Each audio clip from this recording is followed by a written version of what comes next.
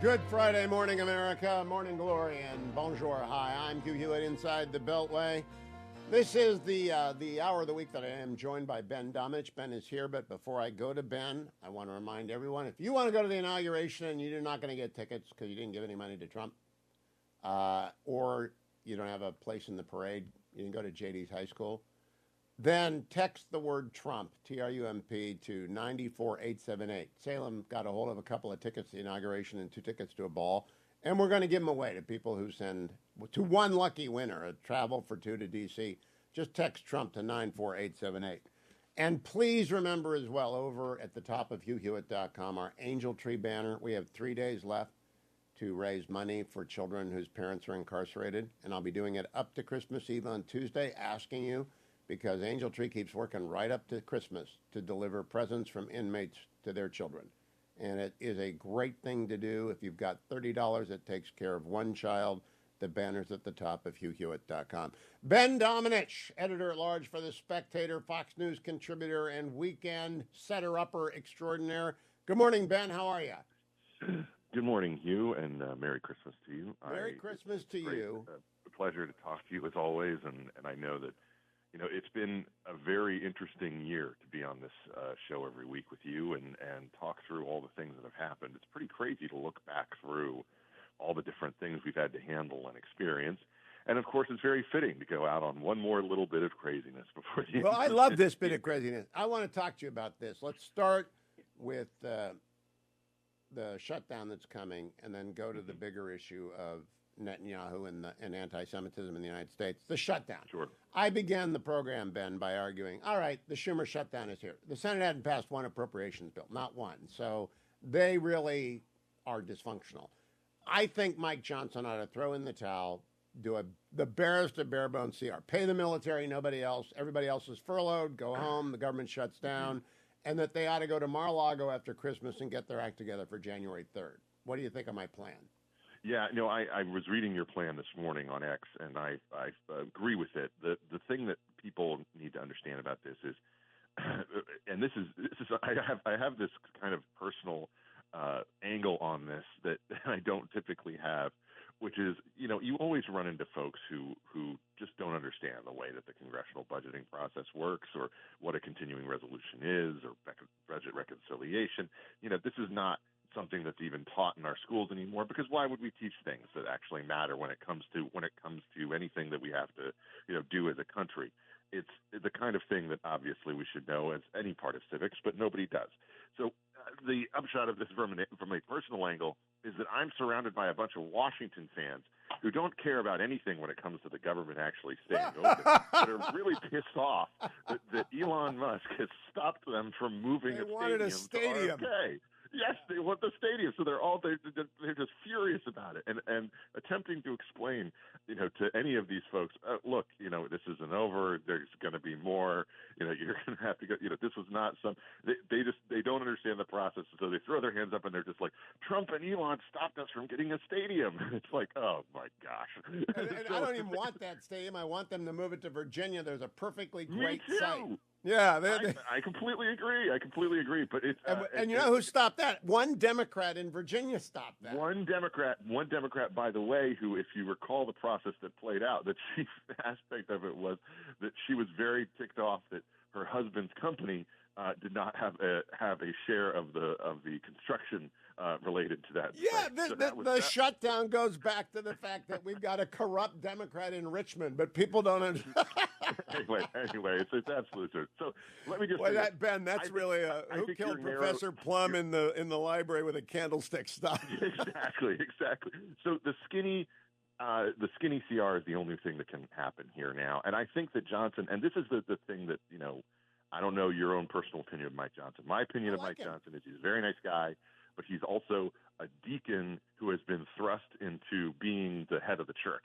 And that's good something analogy. That My audience is going to get that. They just picked the person who's in charge of the meals for the new mothers and put them in charge of the church. The coffee is there. It's not supposed to be the guy who's preaching from the pulpit. And so that's the thing that I think is unfortunate about Johnson's position, because he wants to make everybody happy. He's been trying to, sort of manage the speakership in a light way in order to achieve that. But now the rubber hits the road. You have to make decisions. You have to, negotiate, and you have to actually use the leverage that you have.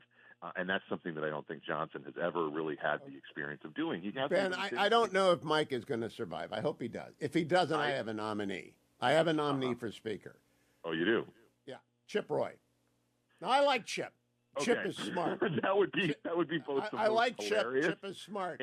But make him do it. If you're gonna break that, you bought it, right? This is the Joker situation. He's the dog who caught the car. It's one of these things where I love Chip. I worked with Chip for you and me both.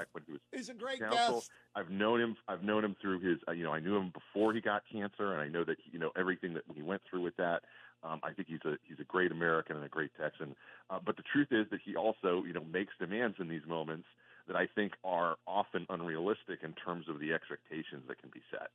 But he is sincere and he is smart. This is what I want people to know. He's not Matt Gaetz. He's not Matt Gaetz. This is a distinction that's really important, and that unfortunately is often lost in the vagaries of social media. There are people who are serious about this, and then there are people who are just posturing. And Chip has never been somebody who postures. He's always sincere and he's serious, and he ought to be Speaker. If Mike Johnson, I think they just ought to, by acclamation, make Chip own this dog, because Ben, can they get it together by January 3rd? Do you think they will get a plan? I actually think that they will, because they have to, and because they do not want to start off on such a weak footing when it comes to Trump's second term. But it's something that I think is going to be very difficult to achieve, just given the demands of the moment. And there's going to have to be some wiggle.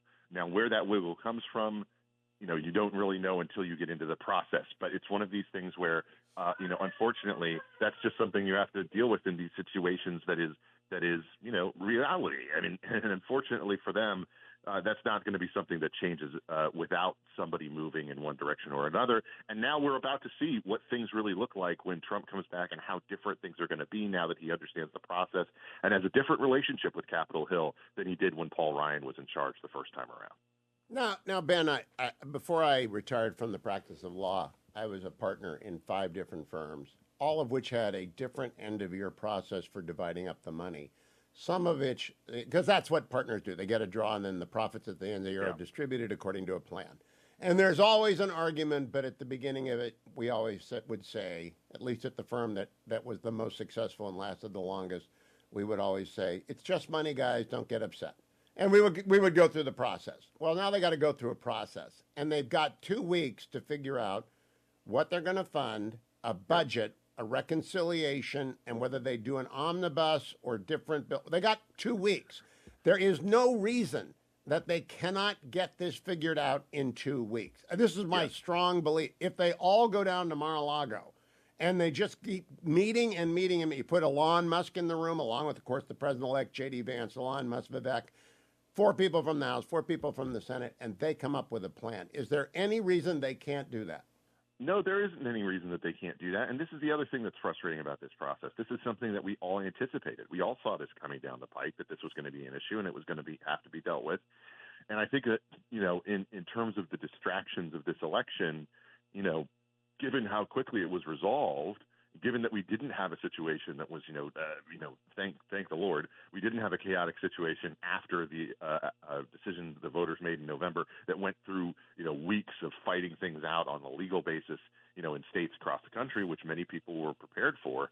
That's something that gave them, I think, ample time to figure out what they were going to do in this situation. Now they've run up against it. They have their deadline for handing in their school project it's right around the corner. Some people work best in those situations. Personally, I like to work ahead of time and get things in order before I start on things. But, some people rush to the end. And so maybe that's just the skill set that is going to be on demand in this moment. And we're going to find out, who's good in the closing days to bring something around and save it so that you get a passing grade. And that's really all they can hope closers, if you remember Tin Men, only closers win. Trump is a closer. Elon is a closer. I think Yeah. John Thune is a closer.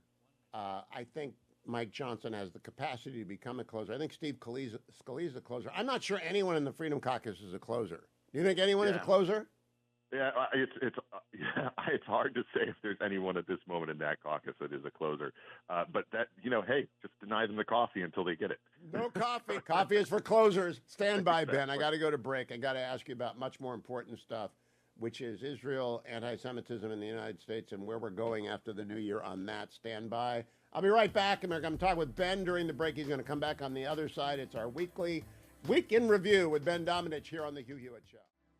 I'm back with Ben Domenech. Ben, my habit at night to relax is to listen either to a book on tape that's history, or if I've missed a podcast that I love, I'll listen to the podcast, which is really bad because sometimes I get upset. And that happened last night. I listened to the commentary podcast yesterday. Yeah, you can't do that right before you go to bed, man. That's a bad one to listen to. That was a bad one because the last 20 minutes of yesterday's commentary is the most alarming 20 minutes of the year. I just want to give you two quotes. Matt Continetti, who is not prone to overstatement, quote, "In the Democratic Party, the turn against Israel and the Jews is pretty remarkable."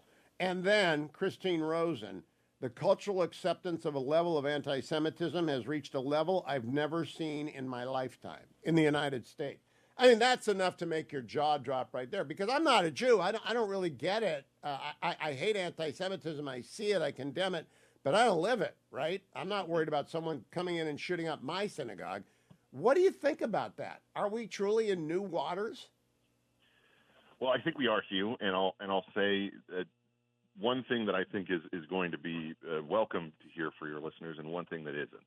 The one thing that is, I think, is that there is a very clear and very strong level of support for Israel and for American Jews that has come from the American right, and particularly the American believing right over the past year, ever since October 7th. That was an outpouring of support that I think has actually come to the surprise of many American Jews, including a lot of them who have socially liberal biases in terms of where they live or things of that nature, even if they are fiscally conservative. I think it really has surprised them in a positive way, and I hear that from a lot of my friends, including my good friend Daniel Krauthammer.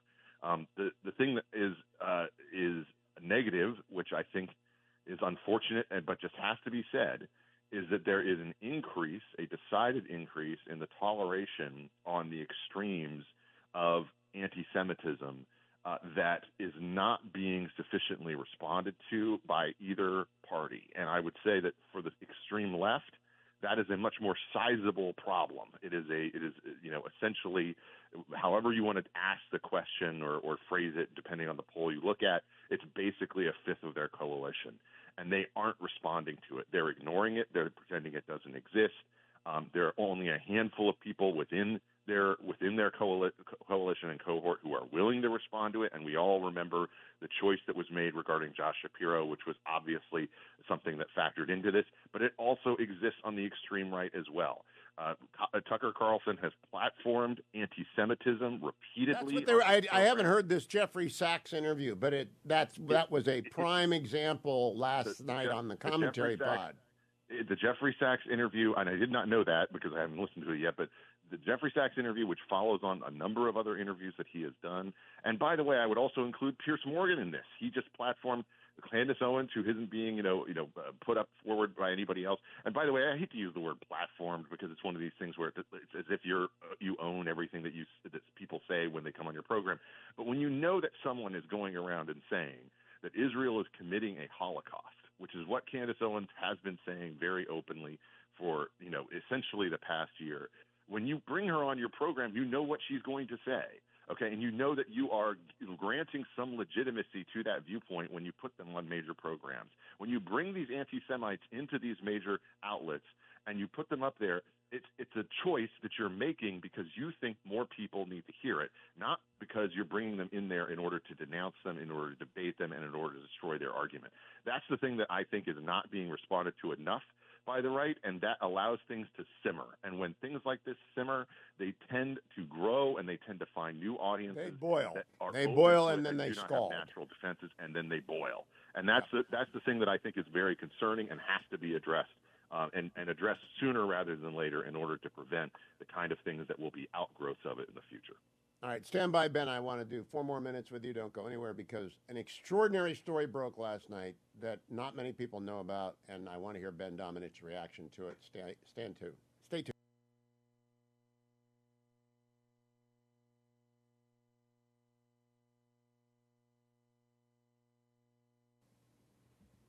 It's the most wonderful time. Welcome back, America. Ben Domenech and I solve all of the world's problems every Friday in this half hour. I have one more problem for you to solve. It's not solvable, Ben, but I want your reaction to it anyway. From the Times of Israel last night, quote, the Biden administration's Middle East aid envoy, Lisa Grande, Grande, reportedly made demands of Israel regarding the humanitarian situation in the Gaza Strip in a harsh phone call with Israel's military liaison to the Palestinians, COGAT Chief General Ghassan Alayan. Channel 12 News reports that Grande demanded during the call that Israel declare it is not following a policy of deliberately starving Gazans amid the ongoing war, which was sparked by Hamas's brutal massacre in southern Israel on October 7th. 2023. The Times of Israel, Ben, very reliable. If Lisa Grande actually demanded that Israel declare it is not deliberately starving Gazans, should she be fired by the end of business today? That's true. She should have been fired before we even had this conversation. I mean, that's astounding. Look, you never put anything past the representatives that come out of these different foreign service schools and head up and believe that they, are equipped to handle this type of diplomatic relationship in thorny situations across the world.